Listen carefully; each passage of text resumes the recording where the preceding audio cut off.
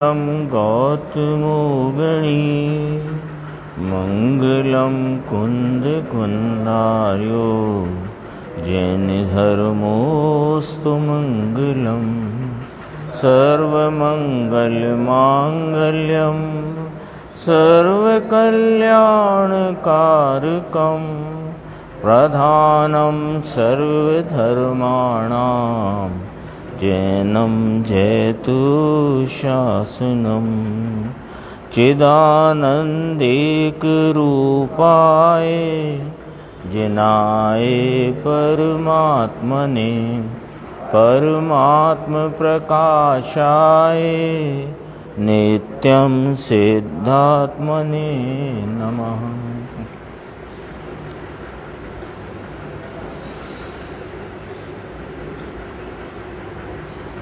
परमात्म प्रकाश नाम का ग्रंथ आचार्य योगेंद्र देवकृत और इसके दूसरे अधिकार में अपनी 53वीं गाथा की चर्चा स्पष्टीकरण गुरुदेव श्री का चल रहा है।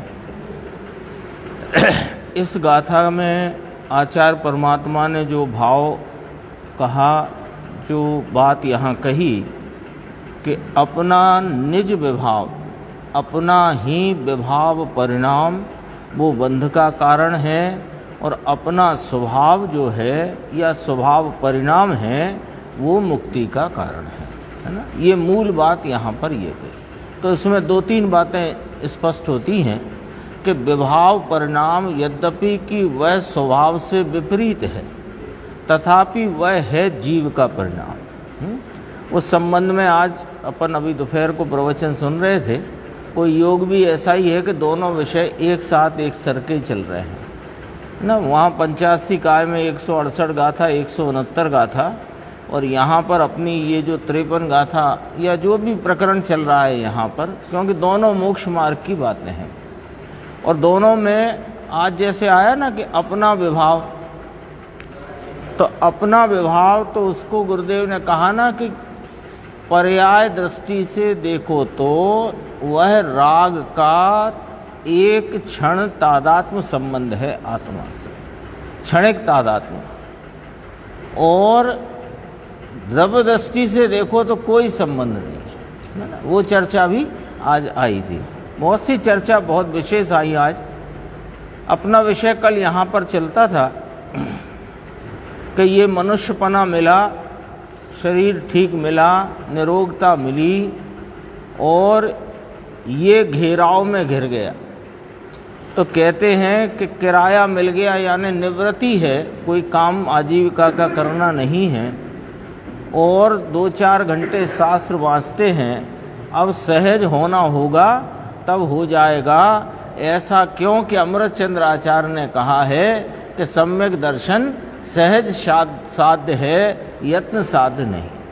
उसका अर्थ है जो गुरुदेव श्री ने कल फरमाया था, उसी को थोड़ा और आगे अपन विस्तार करते हैं। Page number 211।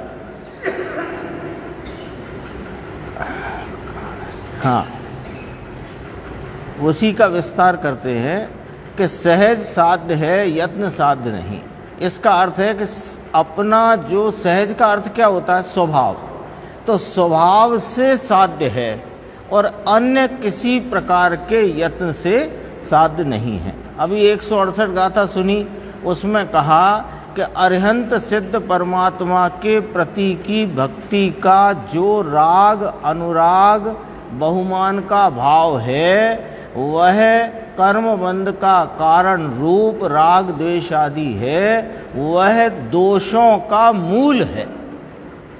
आई थी बात, दोषों का मूल है, इतनी बात आई थी।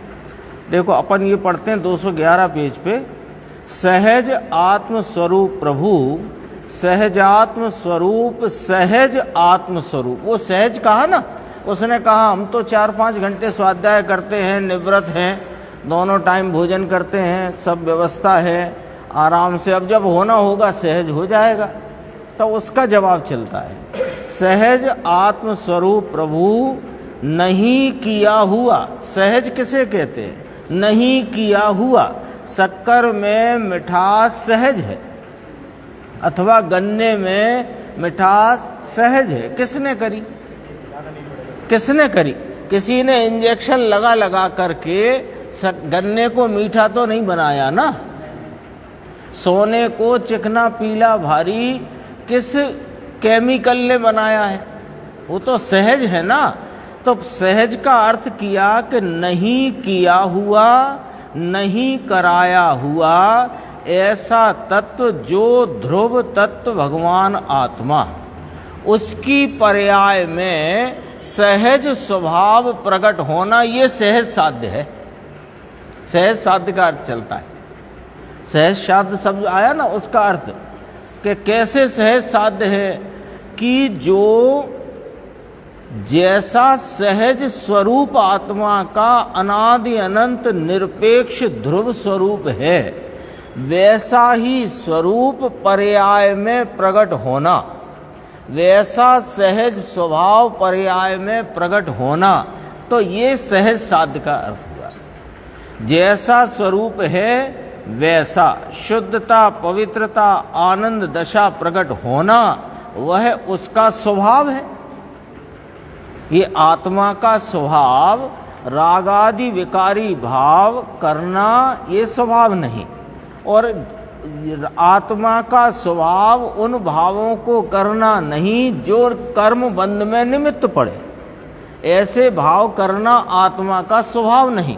आत्मा का स्वभाव तो आनंद, शांति, वीतरागता की को उत्पन्न करना और उसमें ही प्रवृत्त होना पर्याय में। और स्वभाव तो त्रिकाल है ही, पर्याय में कैसा प्रकट होना कि सुख, आनंद, शांति, स्वरूपता, वीतरागता प्रकट होना, ये इसका स्वभाव है। तो कहा जो स्वभाव है ना, वही उसका साधन है। देखो ये गड़बड़ा रहा है। जो स्वभाव है वही उसका साधन है, ये कहा। और जो साधन है, स्वभाव साधन का ना, वही मोक्ष का कारण है। क्योंकि आत्मा मोक्ष स्वरूप है, बंध स्वरूप नहीं है। यह निज परिणाम है। अरे विभाव को जहां निज कहा तो स्वभाव तो निज स्वतः ही सिद्ध है। अपना विभाव और स्वभाव परिणाम है। तो भगवान आत्मा के स्वभाव को यानी त्रिकाली को भूलकर बाहर के पदार्थ के उत्साह के जोश में दौड़ गया। क्या किया? अनादि से अब तक क्या किया कि त्रिकाली को भूलकर बाहर के पदार्थ, ये जो संयोग में आए ना शरीर आदि, ये शरीर, फिर शरीर से जुड़े हुए वस्त्र आदि, गहने, आभूषण, धंधा, दुकान, व्यापार, इससे ही तो जुड़ गया। तो उन सब पदार्थों के उत्साह के जोश में दौड़ गया। उसे आनंद के नाद से दूसरी चीज का आकर्षण हो गया। ये आनंद का नाद त्रिकाल ध्रुव स्वरूप अनादि अनंत निरपेक्ष तत्व विराजमान है। उससे इसे दूसरी चीज का आकर्षण हुआ। आकर्षण हुआ यानी इसे, इसका अर्थ समझना बहुत गंभीर है। आकर्षण हुआ यानी इसे, इस चैतन्य परमात्मा, यह तीन लोक का नाथ आत्मा, इससे अधिक दूसरी चीज लगी।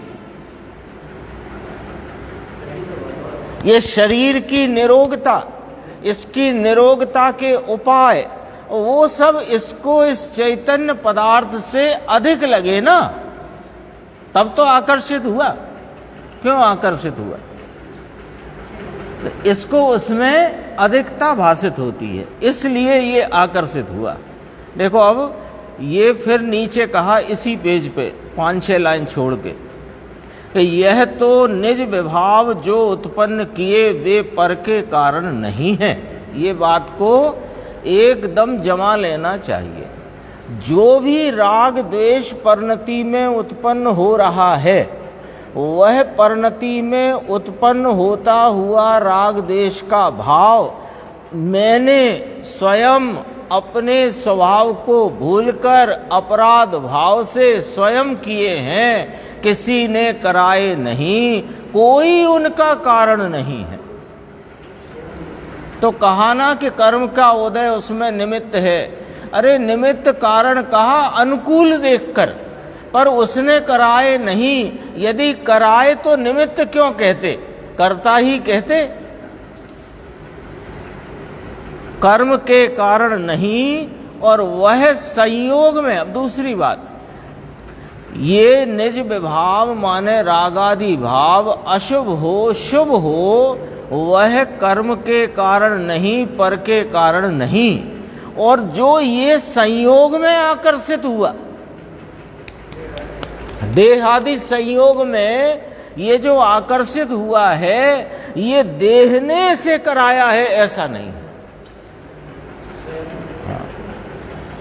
कहे ना, अब वो चक्रवर्ती है, तो चक्रवर्ती हैं इसलिए इतना लंबी आयु है और इतना क्या कह सकते हैं कि अकूत संपत्ति का संयोग है, 96,000 रानी 96,000 सैनिक अब हैं ही उन पे इतने, इसलिए उन्हें महल में रहना पड़ता है। कि गलत बात है, ये बात झूठी बात है। इसलिए नहीं रहना पड़ता। ये जो रहते हैं ना, चक्रवर्ती हों कि वे चाहे राजा आदि कुमार हों, 83 लाख पूर्व तक इसलिए नहीं रुके थे कि वहां उनके अब नियोग में ऐसा था ऐसा था ऐसा था। ये सब बातें कहने सुनने की हैं। दरअसल में तो वे इसलिए नहीं रुके थे, अपनी परिणति में राग का भाव आसक्ति का चल रहा था, है ना। वह स्वयं आकर्षित हुआ है और स्वयं विभाव उत्पन्न किया है। तो ये जितने रागादि परिणाम जीव की परिणति में, अज्ञानी हो अथवा कि ज्ञानी हो, है ना, अज्ञानी को मिथ्यात्व से और ज्ञानी को कर्म के उदय से, ऐसा नहीं है। दोनों को आसक्ति से चल रहे हैं और ये आसक्ति में आसक्त है, और वे आसक्ति में आसक्त नहीं ज्ञानी धर्मात्मा, लेकिन आसक्ति। फर्क इतना है। देखो फर्क भी लिया है इसमें। 212 पेज देखो, एक दूसरी चर्चा। इतनी तो बात हुई है 53 गाथा की, दूसरी चर्चा देखो। एक प्रश्न आया मुमुक्षु का कि उपादान की बहुत योग्यताएं हैं। उपादान यानी कोई वस्तु, जैसे कि जीव पदार्थ, उसमें निगोद में रहने की, 2 इंद्री से 5 इंद्री होने की, संगीपना प्राप्त करने की, मनुष्य होने की, और फिर उसमें सम्यक दर्शन प्राप्त करने की, मुनिपने में प्रवर्तमान होने की, और सिद्ध पद प्राप्त करने की, ऐसी अनेक योग्यताएं भरी पड़ी हैं। और जैसा निमित्त मिले वैसा उपादान का परिणमन हो जाता है। तो कहा ऐसा नहीं है भाई, ऐसा नहीं है।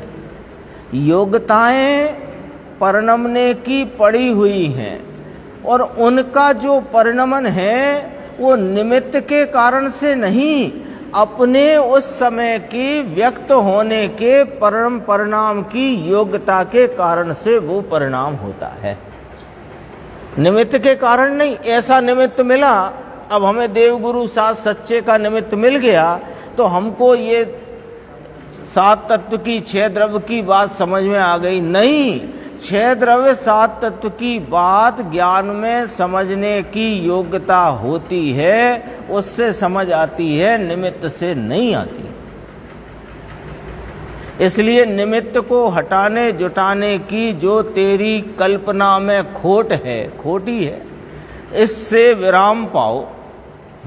क्यों विराम पाओ? कि जब तत्व की सही समझ है, या सही समझ के लिए अपने को गुरुदेव श्री मिले हैं, जिन्होंने आचार्यों के हृदय को खोल खोल कर अपने सामने रखा है, तो फिर अब तुम निमित्त हटाने जुटाने की चेष्टा बंद करो और अपने उपयोग में उपयोग स्वरूप आत्मा का निर्णय करके उसका आलम्बन लो। बस इतना काम है। देखो अभी आगे कहते हैं, उपादान की बहुत योग्यताओं में निमित्त हो, वैसा उपादान का स्वरूप है, तो कहा नहीं, वह तो स्वयं के कारण से परिणमन है, निमित्त के कारण से नहीं, निमित्त के कारण से नहीं।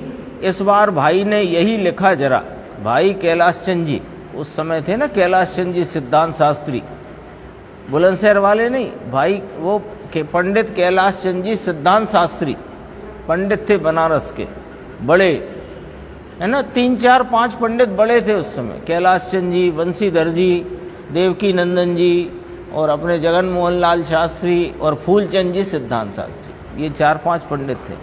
तो कैलाश चंद जी ने जैन संदेश में लिखा कि अब देखना गुरुदेव का पॉइंट पकड़ना, यहाँ से बात सच्ची लिखी उनने, देखो, सोनगढ़ वाले निमित्त का निषेध नहीं करते, भले उन्हें क्या बैठा परंतु भाषा ऐसी है। समझ में आई क्या कहना है गुरुदेव को? उन्होंने कैसे इस बात को पकड़ा है हमें नहीं मालूम, और वो उनकी पकड़ किस प्रकार है निमित्त उपादान के संदर्भ में वो भी हमें नहीं मालूम, गुरुदेव ये कह रहे हैं। लेकिन उन्होंने ऐसा लिखा कि निमित्त से कर्ता नहीं मानते सोनगढ़ वाले, बात सच्ची है, निमित्त नहीं है ऐसा नहीं, प्रत्येक समय निमित्त है, परंतु निमित्त उपादान के कार्य का कर्ता नहीं, पर का कुछ करे या रचना करे यह नहीं है।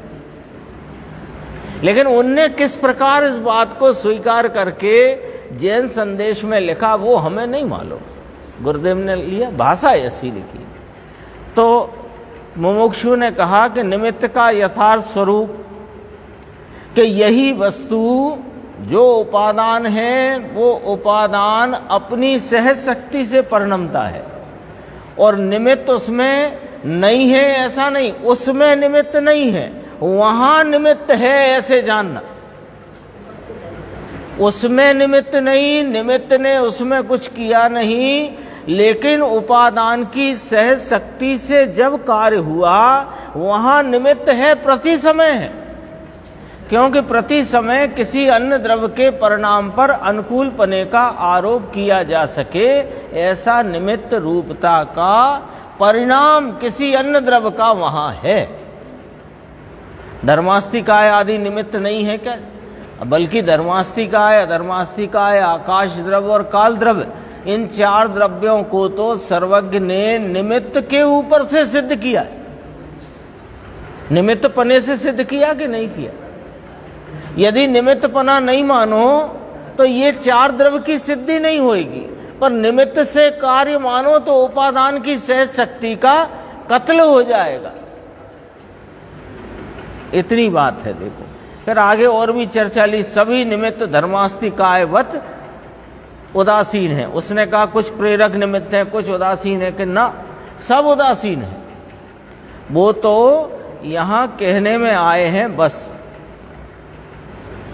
आगे चलते हैं। देखो ये जो गाथा का विषय, जिसे निज स्वभाव, पेज नंबर बताता हूं 215 नीचे, जिसे निज स्वभाव से मुक्ति और निज विभाव से बंध है। निज शब्द डाला है,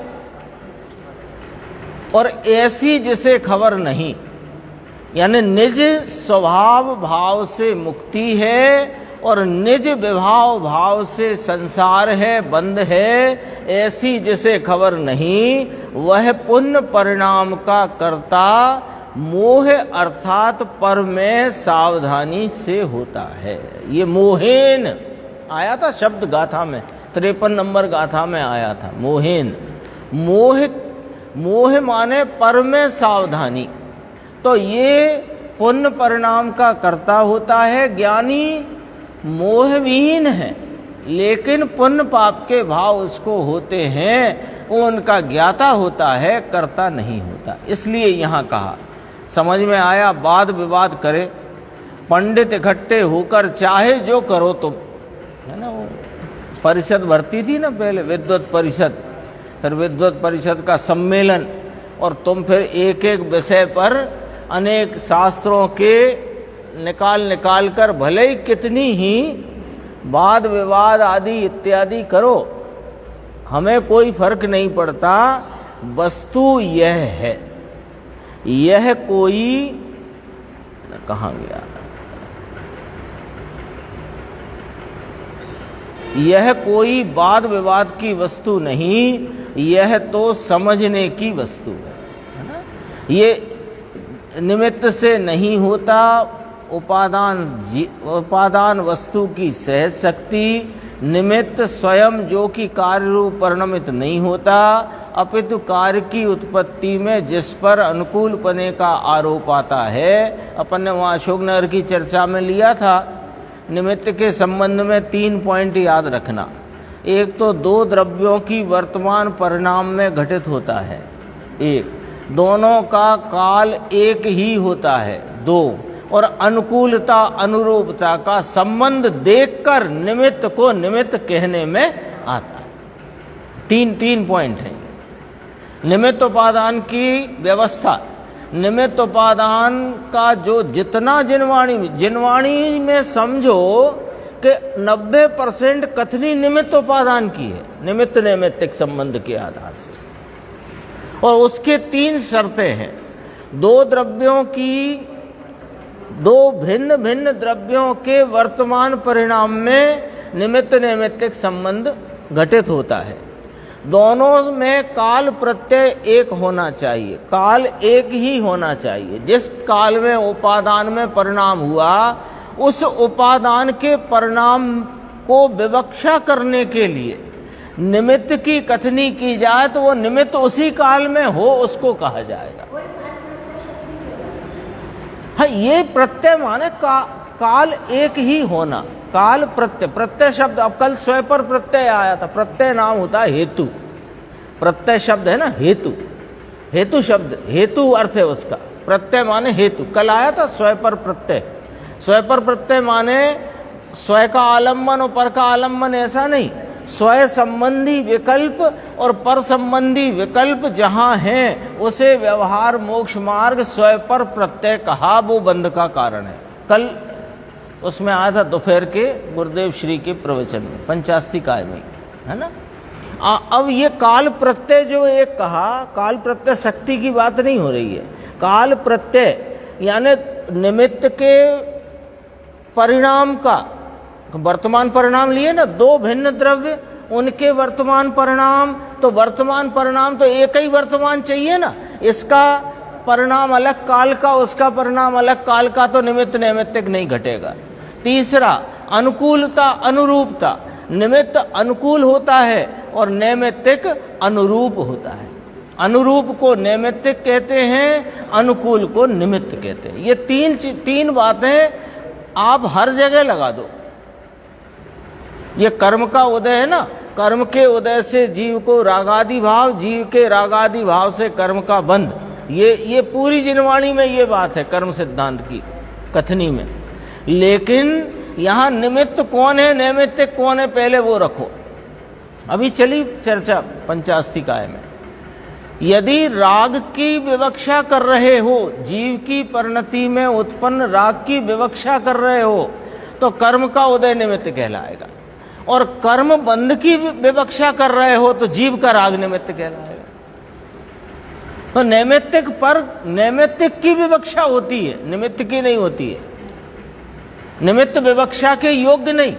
नैमित्तिक की विवक्षा में जिस पर अनुकूलपने का आरोप आए उसे निमित्त कहते हैं। देखो चिदानंद जी, निमित्त नैमित्तिक की ये सब गुरुदेव ने बहुत स्थानों पर ये बातों को स्पष्ट किया है। प्रवचन सार, पंचास्तिकाय, द्रव्य संग्रह, गुरुदेव के प्रवचन है द्रव्य संग्रह पे भी, उसमें भी ये चर्चा आई है। पंचाध्यायी में पांडे राजमल जी ने बहुत लिया इस विषय को। देखो अपन आते हैं, खोजी जीवे बादी मरे, ये कहावत है। खोजी जीवे बादी मरे, यानी वाद विवाद में ना उलझ कर खोज करो उस चैतन्य भगवान की, जिसके आलम्बन में सुख शांति और पूर्ण सुख की प्राप्ति है। सत्य का शोधक हो वह जीता है, और वाद करने जाए तो मर जाएगा। वाद विवाद का धंधा नहीं है ना। कई लोग इसमें अपने मुमुक्षुओं में, स्वयं पर प्रकाशक में उलझ गए। अरे इतनी सरल सीधी बात है। स्वयं पर प्रकाशक ज्ञान का स्वभाव है, जो स्वयं पर प्रकाशक ज्ञान की पर्याय स्वयं प्रकाशक है। अब कहीं उलझन ही नहीं। तो विषय जब जब जो जो आता है उसको बराबर शांति से समझे। अभी देखो इसी पेज पे नीचे देखना, मेरे परिणाम से बंध और मेरे परिणाम से मुक्ति।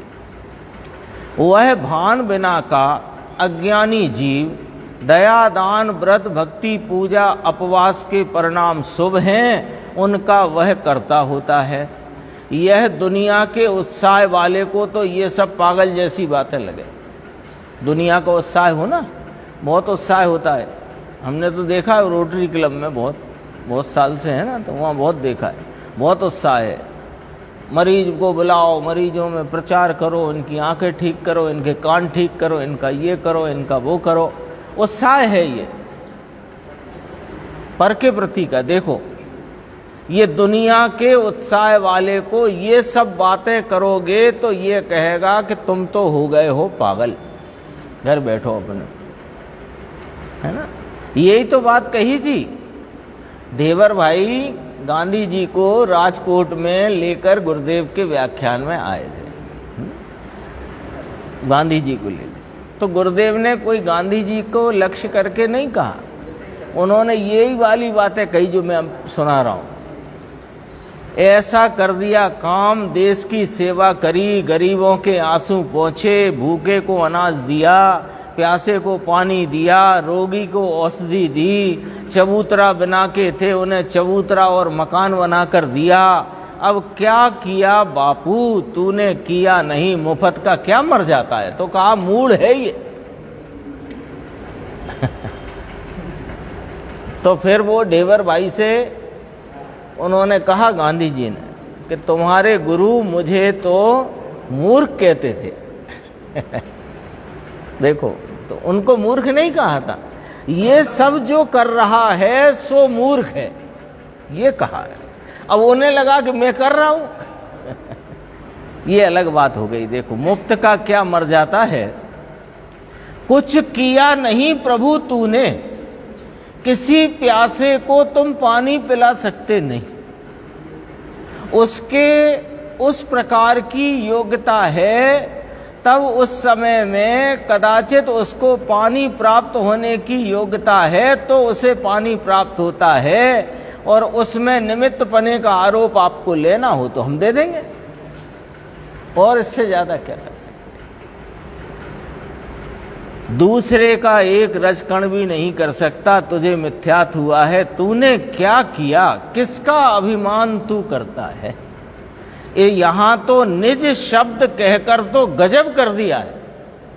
निज विभाव बंध का कारण है और निज स्वभाव मुक्ति का कारण है, ऐसा कहकर गजब कर दिया है।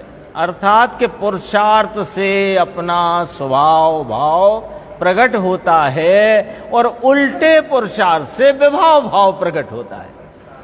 आ गई बात। ये सिद्धांत यहां सिद्ध किया है, समझ में आया। तो वह जो कुछ भी राग आदि भाव है, शुभ राग हो अशुभ राग हो, दूसरों की सेवा का भाव हो, दूसरों को पीड़ा पहुंचाने का भाव हो, जो कुछ भी भाव है वह पर के कारण नहीं होता। स्वभाव भाव प्रकट होता है, वह भी कोई व्यवहार की अपेक्षा से नहीं होता, वह भी स्वतः अपनी उपादान की सहज शक्ति से होता है। भले आए व्यवहार, यहां ये कहेंगे कि मोह से करता है। ये चर्चा आई आज जो चला था ना प्रवचन अशोकनगर में, ये थोड़ी सी बात और ली गुरुदेव ने। देखो पेज 218, अपना भगवान आत्मा, उसका वर्तन अंदर में छोड़कर, ये आता ना विद्वत जन निश्चय तज व्यवहार में वर्तन करें सो वे विद्वान नहीं है, ऊपर ही लिखा देखो ना। अनंत काल से भटक रहा बिना भान भगवान, सेव्या नहीं गुरु संत ने, मुख्या नहीं अभिमान। गुरुदेव बोलते थे ना बहुत। और कहा फिर गाथा आई, कुंद कुंद आचार्य ने गाथा लिखी कि विद्वान जन निश्चय छोड़कर व्यवहार में वर्तन करते हैं। गाथा है ना ऐसी। तो कहा वे विद्वान नहीं है, क्योंकि अपना भगवान आत्मा, उसका वर्तन, उसमें वृत्ति, उसमें प्रवृत्ति अंदर में ना करके, छोड़कर माने ना करके, व्यवहार अर्थात दया दान व्रत भक्ति के परिणाम में वर्तता है, वह विद्वान नहीं है, वह तो मिथ्या दृष्टि है। किसने किए ये विभाव? कर्म ने, संयोगों ने? किसी ने नहीं, इसी ने किए निज विभाव। गुरुदेव कह रहे हैं निज शब्द डालकर तो गजब काम कर दिया है योगेंद्र देव ने। आचार्य कुंद कुंद की पूरी छाप उनके ग्रंथों में है, ऐसा कहते हैं। अरे ऐसी बातें अब किसी के साथ कुछ मिलान खाए, ऐसी बात नहीं होती। बात तो वो ही असली है जो भगवान आत्मा के साथ मिलान खाए, है ना। ये यहाँ तक बात आई, मेरे ख्याल इतनी है, बस यहाँ तक चला था प्रवचन। मैं थोड़ी सी चर्चा आज के प्रवचन की इसमें कोशिश करता हूँ। आज जो बात आई, बहुत सारी बातें आई थी आज।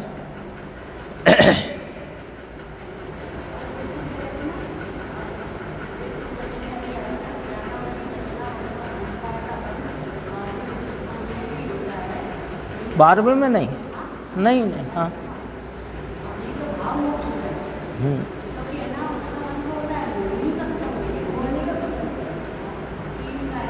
देखो मैं देखता हूँ, मैं भी सुन तो रहा था, कहीं हो सकता सुनने में चूका हूँ, क्योंकि जो बंद की बात कही गई है, बंद की बात करणानि योग में भी 10वें गुण स्थान तक कही गई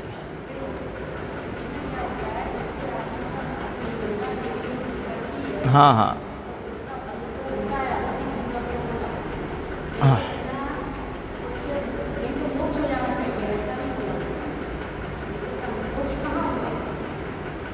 तो बंद नहीं है वहां पर, पूर्ण वीतराग है। पूर्व का जो सत्ता में रहा हुआ अघातिया कर्म का उदय अभी चल रहा है, इसलिए मुक्ति नहीं है, हैं? अभी देख लेते हैं अपन। मुझे तो इसमें से वो बात देखना थी, आज 166-67 का प्रवचन नहीं आया था, उपलब्ध नहीं था, तो 168 आया, पर विषय 167 से जोड़ा था गुरुदेव ने, है ना, कि दूरतरम निब्बाणम, यानी ये साक्षात मोक्ष हेतु पने का अभाव होने पर भी ये जो अरिहंत भगवान सिद्ध भगवंतों के प्रति भक्ति का भाव है, ये इसमें साक्षात मोक्ष हेतु पने का अभाव होने पर भी 170वीं गाथा में इसे मोक्ष हेतु पने का सद्भाव दर्शाया है उपचार से, है ना। जबकि यहाँ क्या दर्शाया 168 गाथा, दूर नहीं है, वही ग्रंथ है, वही अधिकार है। 168 में दर्शाया कि राग दोष की परंपरा का मूल है। ये 168 गाथा का पूरा विषय है। देखो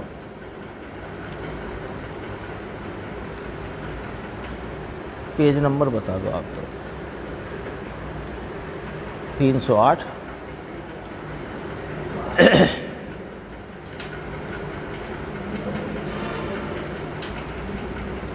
आज वैसे जो बात थी ना, जो मेरे विचार में थी, हाँ नहीं अभी अपन देख लेते। मूल तो तीर्थंकर गोत्र की बात आई थी, है ना, आज तीर्थंकर गोत्र की। उसमें संक्षेप में मैं एक बार बोलता हूँ तो वो आपके ख्याल में आ जाएगी। तीर्थंकर गोत्र एक बार बंधना प्रारंभ होता है तो वह निरंतर बनता है। कब तक? 8वें गुण स्थान तक। ये लिया था ना आज, 8वें गुण स्थान तक उसका बंध चालू रहता है। फिर मुझे बात इस पर से ये आई कि एक पूजा में आता है 16 कारण भव दुख निवारण, जबकि इसमें बात ये आई कि 16 कारण भव बढ़ावन कारण। 2 भव बढ़ जाते हैं, उसको भव बढ़ जाता है।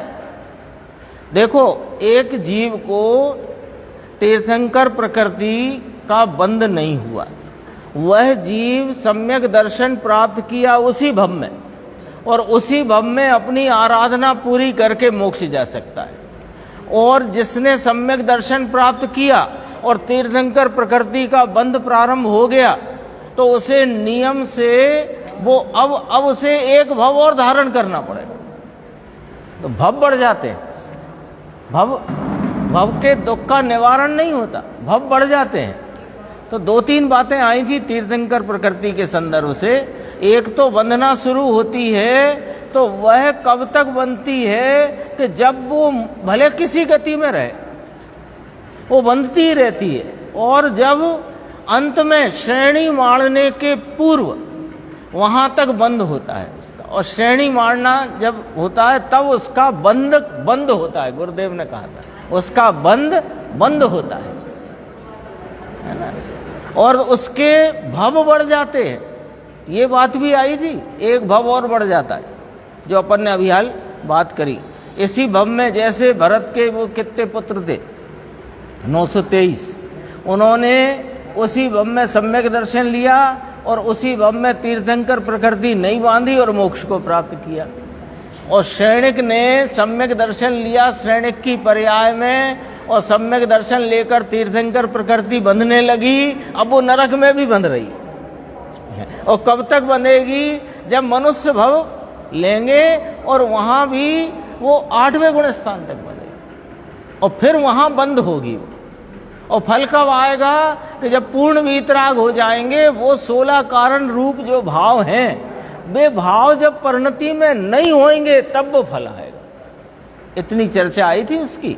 देखो क्षेत्र में तो तीर्थंकर प्रकृति जन्म के बाद ही बन सकती है, कभी कभी 3 कल्याण भी बनता है। हाँ ऐसा है, लेकिन सामान्यतया तीर्थंकर प्रकृति में भव बढ़ते हैं, बढ़ेगा, है ना। सप्तम, हाँ ऐसा ही है। एक ये बात आई थी, देखो सप्तम गुण स्थान में तो अभेद निर्विकल्प दशा हो जाती है। वो मैं आता हूँ 308 नंबर पेज पे, अभी आता हूँ। सप्तम गुण स्थान में तो अभेद निर्विकल्प दशा हो जाती है, उसमें राग लंबाने का प्रश्न कहाँ है? तो गुरुदेव श्री ने जवाब दिया, वहाँ भी राग है, अबुद्धि पूर्वक का है कि नहीं। और अबुद्धि पूर्वक के राग से वहाँ पर 8 कर्म का बंद हो रहा है। देखो 8 कर्म का बंद हो रहा है, घातिया का भी हो रहा है, अघातिया का भी हो रहा है। ये गुरुदेव की कोई भी बात आती है ना, वो सब आगम प्रमाण होती है ना। ये कहाँ आया? मैं तो जो निकालना है उस पर पहुँचता हूँ।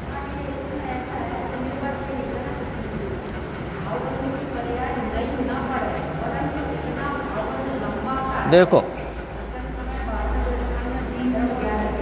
हाँ देखो, ये लिया बुद्धि प्रसार होने पर, यही था ना 308 पेज बताया ना आपने।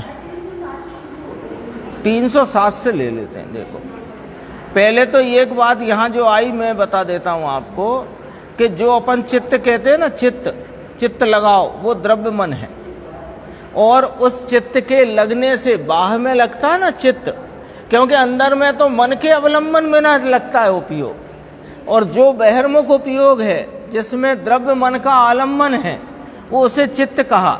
तो चित्त वहाँ द्रव्य मन है, और वो द्रव्य मन के आलम्बन से जो बहिर्मुखता है, उस बहिर्मुखता के काल में जो विकल्प उत्पन्न हुआ उसे भाव मनता है। तो इसमें से क्या रहस्य निकलता है? कि मन की वृत्ति विकल्पात्मक है, ये अर्थ निकलता है। मन की वृत्ति विकल्पात्मक है। मन की कोई वृत्ति हो और निर्विकल्पता हो सके, ऐसा 3 काल में संभव नहीं है। ये वस्तु की व्यवस्था है, ये कहना था। अब देखो यहीं से बात आई, बुद्धि प्रसार, बुद्धि का विस्तार अर्थात विकल्प का विस्तार। पंडित जी ने तो अर्थ किया है, कल भी लिया था, कि जैसे नाचार्य का पंचास्तिकाय का आता है ना, जैसे नाचार्य में बुद्धि आती है, उदय बुद्धि शुभ और अशुभ, ये आता है या नहीं। समय सार में आता है, कर्ता कर्म अधिकार में आता है। जैसे आचार्य देव की टीका में 4 बोल अधिक हैं, 16 हैं, फिर 4 बोल हैं। बुद्धि, उदय, शुभ और अशुभ सब राग है। ये समय सार की जैसे आचार्य की टीका को यहाँ पर याद किया है। बुद्धि का अर्थ यहाँ ये है कि बुद्धि, उदय, शुभ और अशुभ सब राग है, ऐसा बोल लिया वहाँ। केवल ज्ञान को भी बुद्धि कहते हैं, पर ये यहाँ केवल ज्ञान की बात नहीं है, है ना। केवल ज्ञान तो वीतराग परिणाम, वीतराग भाव है। यहाँ तो प्रसार है, बुद्धि का प्रसार है, यानी द्रव्य मन के आलम्बन से जो बुद्धि का प्रसार है उसे यहाँ भाव मन रूपी विकल्प कहा, राग का विस्तार है। बुद्धि प्रसार रहित, चित्त के भ्रमण से रहित अपने को किसी प्रकार जब नहीं रख सकता, किसी प्रकार से रख नहीं सकता, स्वरूप में लीन हो और भगवान की भक्ति का विकल्प उठे, ऐसा तो है ही नहीं। ये तो वीतराग मार्ग ऐसा कहे दूसरे को तो ऐसे शोर बोल जाए, है ना, शोर बोल जाए, हिंदी किया है ना, ऐसे में वो चिल्ला पड़े। यानी भगवान की भक्ति का विकल्प आए और आप उसे राग कह रहे हो, दोषों का मूल कह रहे हो। इस गाथा में दोषों का मूल है। और वृद्धि प्रसार राग चित्त के संग बिना उत्पन्न नहीं होता। लो, चित्त नाम द्रव्य मन के अवलंबन बिना राग उत्पन्न नहीं होता, पर द्रव्य पर लक्ष्य जाता है। भक्ति तो राग है, और बुद्धि प्रसार होने पर, चित्त का भ्रमण होने पर देखो, अब देखो, शुभ तथा अशुभ कर्म का निरोध नहीं होता। यहां से समझना आपका जो प्रश्न है कि बुद्धि प्रसार समझ गए ना, कि मन के अवलंबन से जो उपयोग की बहिर्मुखता है, भक्ति की है, वो भी बहिर्मुखता ही है। तो उस बहिर्मुखता में चित्त का भ्रमण है, और चित्त का भ्रमण होने पर शुभ तथा अशुभ कर्म का निरोध नहीं होता। अब यहाँ प्रश्न उठता है कि जब हमारा यह उपयोग अरिहंत सिद्ध परमात्मा के वीतराग स्वरूप के विचार में, उनके आनंदमयी स्वरूप के विचार में, उनकी प्रति बहुमान में लगा है, तो शुभ कर्म का ही बंद होना चाहिए, अशुभ का क्यों हो रहा है? प्रश्न ये ख्याल में आई बात? अंकित, ख्याल में आई बात? क्या कहना है? जब हम अरिहंत प्रभु की भक्ति कर रहे हैं, तो भक्ति कर रहे हैं तो शुभ का ही बंद होना चाहिए। मोटी मोटी तो यही बात कही है कि अरिहंत सिद्ध परमेष्ठी आदि की भक्ति में शुभ परिणाम का, शुभ कर्म का बंद होता है, और घर धंधा व्यापार खाने पीने कमाने में अशुभ कर्म का बंद होता है। मोटी बात तो ये कही गई है। यहाँ क्या कह रहे हैं कि ये जो तेरी उपयोग की वृत्ति मन के चित्त के भ्रमण से बाहर में भटकती है, तो ये तेरी वृत्ति का जो बहिर्मुखता में वहाँ जो रागादि उत्पन्न होते हैं, वे दो ही जात के हैं, शुभ तथा अशुभ। शुभ अशुभ दोनों हैं, उनका निरोध नहीं होता। क्यों? कि देखो, शुभ भाव हुआ, उसमें शुभ कर्म तो बंधता है, साथ में मोहिनी आदि भी, चारित्र मोहिनी और ज्ञानावरणी भी अशुभ बनता है। बोलो, मोहिनी, ज्ञानावरणी, दर्शनावरणी और अंतराय, ये अशुभ प्रकृतियां है ना, पाप प्रकृतियां हैं, तो उनका भी बंद पड़ रहा है। तो बोलो, अशुभ बंध रहा है कि नहीं बंध रहा? आठों कर्म बनते हैं, अभी पढ़ के आए अपन। मित्र सेन जी, दो से बनता है। मित्र सेन जी, ये निर्णय करना पड़ेगा, वहां गड़बड़ी है लोगों में। फिर नीचे कहा राग के साथ ज्ञान की पर्याय, कि ज्ञान तो निर्मल है भाई, राग है वहां ज्ञान है, वो निर्मल है। ज्ञान कभी मलिन नहीं होता, ज्ञान निगोद में मलिन ना हुआ, ज्ञान कभी मलिन नहीं होता। जितनी अपनी पर्याय में है, अभी तो यहां ज्ञानी की बात लेना है कि ज्ञान तो निर्मल है, जितना स्वरूप का आलम्बन से वीतरागता शुद्धता प्रगटी है, वो तो शुद्ध ही है, वो तो निर्मल ही है। उसके साथ राग आया है, तो चारित्र की एक पर्याय में दो भाग हैं। चारित्र की एक पर्याय में दो भाग, एक पर्याय जिसे सिद्धांत ग्रंथ निरंश कहते हैं, उस निरंश पर्याय में दो भाग हैं। एक, जितना कषाय का अभाव हुआ उतनी शुद्ध है, जितना राग आया उतनी अशुद्ध है। एक समय में एक पर्याय, उसके दो भाग। पंडित कहते हैं, पंडित नहीं, यहाँ तो भगवान कहते हैं, वो बात चलती है। है ना। देखो और आगे, आत्मा के सम्यक दर्शन ज्ञान सहित जितना 1, 2, 3 कषाय का अभाव हुआ उतनी चारित्र पर्याय निर्मल शुद्ध वीतरागी पर्याय है, और जितना राग है उतनी विकारी है।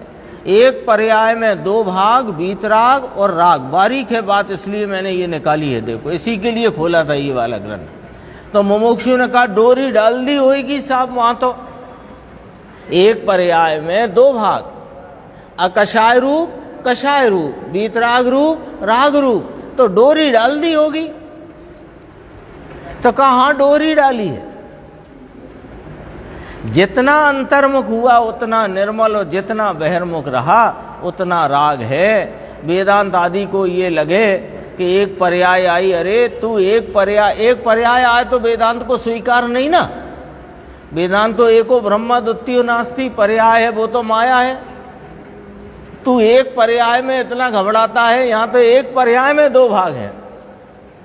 सुनना जरा, जितना स्वयद्रव्य का ये ऐसी अनंत पर्याय अनंत गुण की है। अब यहां से देखो उसमें कितने ही गुण में 2 भाग चल रहे हैं, कितने ही गुणों। ज्ञानी की बात है ना, ज्ञानी धर्मात्मा 1 कषाय के अभाव वाले, 2 कषाय के अभाव वाले, 3 कषाय के अभाव वाले, यहां तक लिया है। देखना ये बंद का हिसाब किताब यहां तक लिया है, ऊपर पढ़ लो।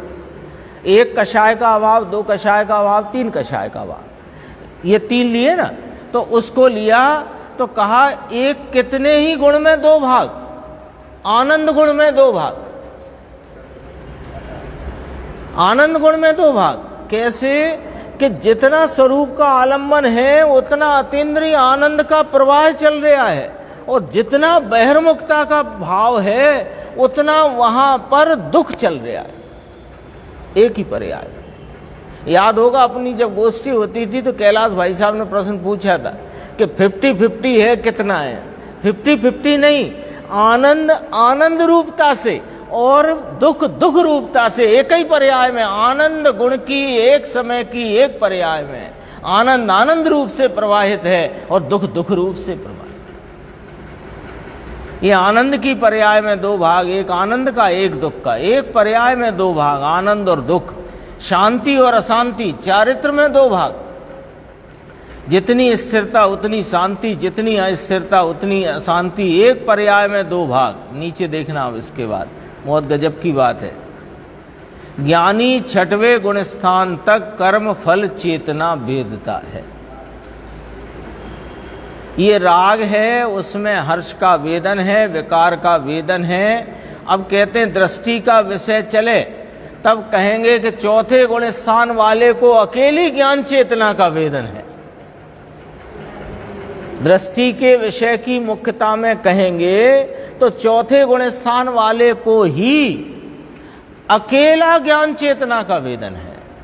और इसी बात को जब ज्ञान प्रधान शैली से देखेंगे तो ज्ञान चेतना का भी वेदन है और कर्म चेतना कर्म फल चेतना का भी वेदन है। देखो इसमें स्पष्ट लिया। दृष्टि कहे अकेला वेदन फेदन है ही नहीं, कोई दृष्टि कहे कोई वेदन फेदन नहीं हुआ, दुख ही नहीं है। हाँ, ये तो ज्ञान की अधिकता, ज्ञान यानी ज्ञान स्वभाव की अधिकता, दृष्टि की अधिकता बतलाने के लिए कहा। रागादि दुख है उसे गौण करके कहा। गौण करने का एक शब्द बहुत अच्छा गुरुदेव ने प्रयोग किया, अवगणना करके। गिना नहीं, गिना नहीं, अवगणना करके। जितनी शांति है उतनी चारित्र की एक पर्याय में वीतरागता है, और जितना राग लव उत्पन्न हुआ उसी पर्याय में मलिनता है। अब उसे कर्म फल चेतना कहो, कर्म चेतना कहो। अब देखो, राग हुआ वह कर्म चेतना और कर्म फल चेतना, तथा जितनी स्वरूप की स्थिरता उतनी ज्ञान चेतना, और उसे ही शुद्ध कर्म चेतना कहना और उसे शुद्ध कर्म फल चेतना कहना। लो कितनी 5 चेतना गिना दी। 5 चेतना, 3 चेतना तो 3 होती है। हाँ, शुद्ध कर्म चेतना, शुद्ध कार्य रूप परिणाम है वो शुद्ध कर्म चेतना, और उससे आनंद आदि का जितना वेदन है वो शुद्ध कर्म फल चेतना।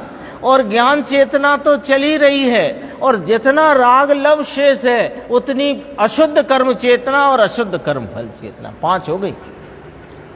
ये तो गुरुदेव निकालते हैं, कितने गहराई से अर्थ निकालते हैं। देखो फिर पूछा क्षेत्र अपेक्षा से भाग नहीं है साहब, भाव अपेक्षा से भाग है। तो गुरुदेव ने क्या जवाब दिया, थोड़ा ध्यान से सुनना।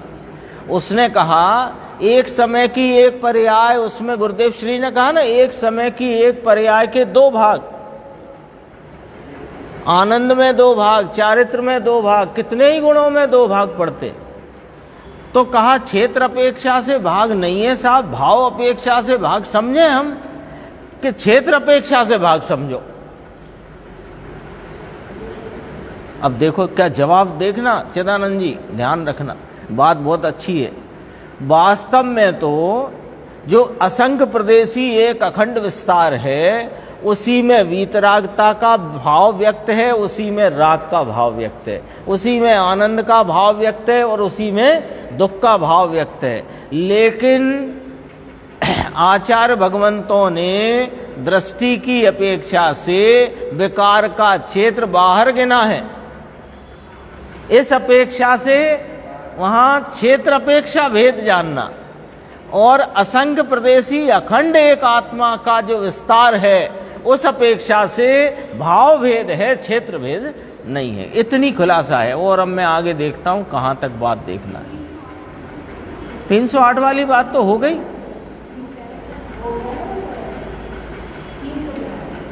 311 पे ले लो, चलो 310 के नीचे से लेते हैं।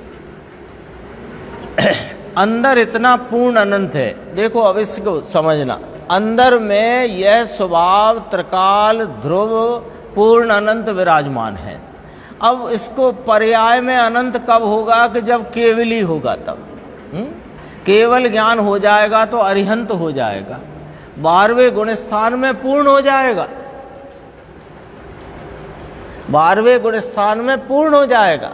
12वें गुण स्थान में उस कोई बहुत लंबा गुण स्थान नहीं है वो, जैसे ये पहला चला आया है अनादि से, ऐसा नहीं है वो, बहुत अल्प समय का है। 10वें गुण स्थान तक बंद गिना, समझना जरा, 10वें गुण स्थान तक बंद है। और 10वें गुण स्थान में 11वें का उल्लंघन करके 12वें में प्रवेश किया, और 12वें में प्रवेश करते ही पूर्ण वीतरागता को प्राप्त करके 13वां केवल ज्ञान प्राप्त किया। हाँ, अंतर्मुहूर्त। तो अंतर्मुहूर्त तो कितना, 2 समय से लेके 2 घड़ी के अंदर अंदर, तो वो अंतर्मुहूर्त उत्कृष्ट भी नहीं लेना यहां, तो शॉर्ट वाला। तो 10वें गुण स्थान श्रेणी आरोहण है ना, तो 11वां छोड़ दो, छपक श्रेणी की बात करेंगे जब केवल ज्ञान की बात करना है। तो 10वें गुण स्थान तक बंद गिनाया है, और 10वें गुण स्थान के बाद 11वें का उल्लंघन करके 12वें में प्रवेश किया, और 12वें का अंत आ गया, पूर्ण वीतरागता हुई, और 13वें में केवल ज्ञान की प्रकटता हुई। देखो 12वें को इसलिए गुरुदेव ने 12वें गुण स्थान में पूर्ण कहा, उसमें जो प्रवेश की बात को अवगणना कर दी, और 12वें गुण स्थान में पूर्ण वीतरागता हो जाती है उसकी गणना करी। समझ में आ गई बात? 12वें गुण स्थान में जो प्रवेश किया उसे गौण कर दो, लेकिन 12वें गुण स्थान में ही पूर्ण वीतरागता का भाव प्राप्त हुआ उसे मुख्य करो, तो 12वें गुण स्थान में पूर्ण हो जाता है, और 13वें में अनंत ज्ञान, अनंत दर्शन, अनंत सुख, अनंत वीर प्रकट होता है। यहां सुख का अंश है अभी। चौथे में सुख का अंश है, 5वें में विशेष, 6वें में विशेष, 7वें में विशेष, 8वें में विशेष, 11वें तक ले लिया। अब 11वें से तो लौटता है, पर अब इसे छोड़ दो। 8वें में विशेष, 9वें 10वें में विशेष, 12वें में पूर्ण। बंद कहाँ 12वें में? हाँ, आ रहे हैं, परंतु जितना अंश है उसमें दूसरा अंश राग का, दुख का भी है, वह भी बचता नहीं। ऐसा पाठ है एक श्लोक में, जैसे संधिवा में होता है उसी प्रकार उसे भी दुख आकुलता होती है। आकुलता को टालना और निराकुलता पूर्ण करना वही ज्ञानी का साध्य है। चित्त का भ्रमण होने पर शुभ तथा अशुभ कर्म का निरोध नहीं होता। देखो यहाँ तो शुभ भाव से शुभ भी बनता है अशुभ भी बनता है उसी समय है या नहीं, ज्ञानावरणी दर्शनावरणी बनता है या नहीं, अंतराय और चारित्र मोह, शुभ भाव से चारित्र मोह भी बनता है, दर्शन मोह नहीं बनेगा। एक और कहे कि सम्यक दृष्टि को बंद नहीं, सम्यक दृष्टि को आश्रम नहीं, प्रसिद्ध हो कि मिथ्या तो वह संसार है, कहाँ आया यहाँ? अच्छा, मुमुक्षु ने फिर पूछा, देखो परंतु उसकी पर्याय पर्याय जब देखी जाए तो 10वें गुण स्थान तक राग है, 10वें गुण स्थान तक अबुद्धि पूर्वक का राग है। श्रेणी है ना, श्रेणी में बुद्धि पूर्वक का राग तो है नहीं, अबुद्धि पूर्वक का राग है और वहां तक दुख है, जहां तक राग है वहां तक दुख है। फिर कुछ पूछा है तो गुरुदेव ने कहा हाँ समझ में आया, शुभ तथा अशुभ कर्म का निरोध नहीं होता, संतों की उग्रता, संतों के वीर की उग्रता कि अरे हमको ये शास्त्र की भक्ति का विकल्प आया, लिखने का विकल्प आया है, वह हो, परंतु है तो दुख, उससे शुभाशुभ बनते हैं, चौथे में बंद आश्रम नहीं, ये दृष्टि की अपेक्षा। हमको भी शुभाशुभ बनते हैं, आचार्य भगवान कहते हैं पर्याय में कमी है उतना बंद है, सर्वथा नहीं ऐसा नहीं। सर्वथा बंद रहित भगवान केवल ज्ञानी है, सर्वथा बंद रहित तो केवल ज्ञानी है। अकषाय भाव हुआ है, नया बंद भले 12वें में ना पड़े, परंतु देखो 12वें में नया बंद नहीं पड़ता लिखा है, परंतु अभी ज्ञानावरणीय दर्शनावरणीय अंतराय सत्ता में पड़े हैं, बंद पड़ता है नहीं, सत्ता में पड़े हैं, उतनी अंदर भावबंद की पर्याय नई नहीं पड़ती, परंतु इतना भावबंद लंबाता है, असंख्य समय का है 12वें गुण स्थान में, तो द्रव्य बंद है तो यहाँ भावबंद भी स्वयं से है ना। अब उसको द्रव्य बंद को वहीं तक लेना है 10वें तक, सुनो, नहीं तो 3 12वें में 3 कर्म कैसे रहे। देखो वहाँ चारित्र मोहिनी का तो हो गया सफाया, पूर्ण वीतराग हुए, अब 12वें गुण स्थान को ही देखना है, अभी 13वां प्रकट नहीं हुआ है, तो 13वां प्रकटेगा तो ज्ञानावरणीय दर्शनावरणीय और अंतराय, ये इनका क्षय होकर अनंत ज्ञान अनंत दर्शन और अनंत वीर्य वह उत्पन्न होगा, ये कहना है बात। अच्छा और पढ़ते हैं, यहाँ भावबंध की परिणति नई नई उत्पन्न होती है, नया बंध पड़ता है कसाय से, वो है नहीं, परंतु इतना भावबंध ना हो तो भाव मुक्ति हो जाए। भावबंध से यहाँ कौन सा लेना कि वहाँ पर उतना निमित्त में कर्म का भाव पड़ा है, उदयगत उदयगत, तो उतना भावबंध गिना, वहाँ नवीन बंध द्रव्य बंध नहीं है। सत्ता में जो कर्म पड़े हैं ज्ञानावरणी दर्शनावरणी अंतराय, चारित्र मोह को हटा दिया क्योंकि पूर्ण वीतरागता लेना है 12वें गुण स्थान में, लेकिन केवल ज्ञान केवल दर्शन और अनंत वीर प्रगटा नहीं है, तो उतना भावबंध है। अब जैसे कहते हैं कि केवल ज्ञान के बाद कौन सा पुरुषार्थ करते हैं कि सिद्ध हो जाते हैं, तो कहा पुरुषार्थ कुछ नहीं होता, परंतु अभी असिद्धत्व पड़ा है, यानी वो 4 अघातिया कर्म की सत्ता पड़ी है और उतना उसके उदय भाव से वो दिव्य ध्वनि आदि ये सब भाव चल रहे हैं, उनका उससे जुड़ान बिल्कुल नहीं है, बिल्कुल नहीं है, क्योंकि पूर्ण वीतराग है। तो अभी कहना यह है कि 12वें गुण स्थान में वे 3 हैं कि नहीं, दर्शनावरणी ज्ञानावरणी, यदि वे नहीं है तो 12वें में ही केवल ज्ञान क्यों नहीं, नवीन बंध नहीं होता है। भावबंध किसको कहा कि उनकी उदय रूप अवस्था है, उतना उस जाति का अपूर्णता का भाव है, उसे भावबंध गिनना। 12वें गुण स्थान में वो यदि ज्ञानावरणी दर्शनावरणी और अंतराय सत्ता में है उदय रूप, यदि उदय रूप वे हैं और यहाँ नवी वो अनंत ज्ञान अनंत दर्शन अनंत वीर उपजा नहीं है, तो उसमें क्यों नहीं उपजा कि उतनी परिणति में अभी अशुद्धता बाकी है, परिणति में ही बाकी है ना, कर्म तो क्या करेगा, पर परिणति में अशुद्धता बाकी है तो उसे भावबंध गिनने में आया है। नवीन कोई द्रव्य बंध वहां नहीं होता। ये कर्णान योग में सिद्धांत ग्रंथ में लिखा है कि 10वें गुण स्थान तक बंध है। हाँ,